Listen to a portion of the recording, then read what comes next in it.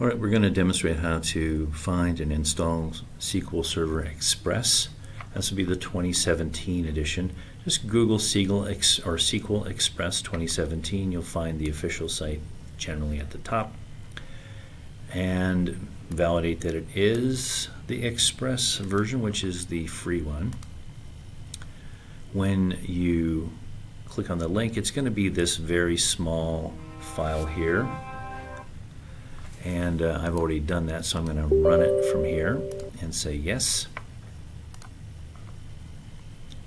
And you'll be given three options. We're going to select custom just so we can identify what features we want to put in. Define and remember this location here. So if you want to reinstall certain features, you're going to install it from this folder location. Okay? And we'll hit install. Now it should be coming back with this form. I don't believe we need that anymore, so we'll get rid of those options so we can just focus on this. What we want to do is do a new standalone installation. And some of these other things, like Management Studio, is a very common one that you want to do after you install the database server, so you may return to this installation one. But we're going to focus on the database, so we'll click on that.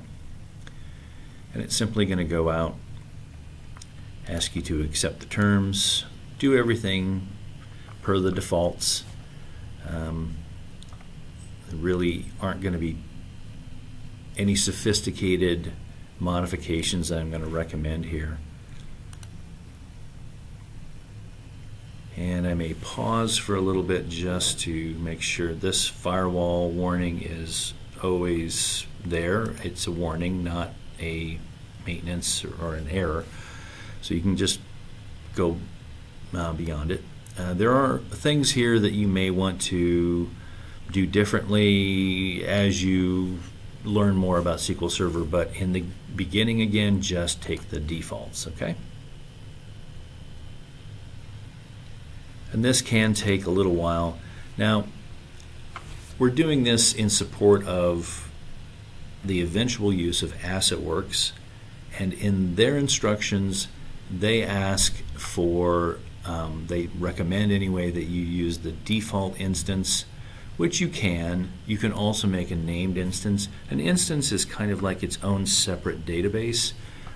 Let's use the default one here because we're on this PC. We're only doing AssetWorks, and you can give it a name if you want that's different than this. So I don't know. Let's leave it the way it is. Okay, and we'll hit next. And it is definitely going to take a little time to get through some of this, so just keep hitting the next button as it goes through all of these items on the left hand side here. Okay. Again, the instructions for AssetWorks are that you use mixed mode, and in this way you're going to be defining a system administrator account, an SA account. You can put in whatever password you want. I will put in this case, AssetWorks maybe as my password. Hopefully yours will be more sophisticated, right? R is a programming language, as is Python. Go ahead and accept these and just, again, continue with the defaults. I don't know why it asks you to accept, because it doesn't give you a choice to not accept it.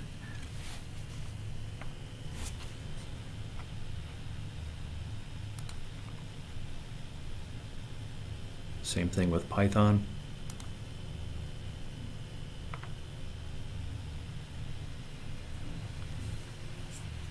And again, this might take a few minutes, so I'm going to see if I can possibly pause. I'm not sure if I can. Nope.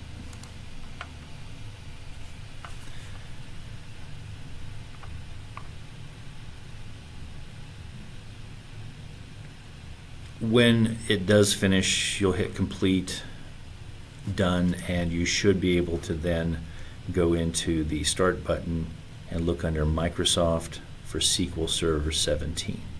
All right.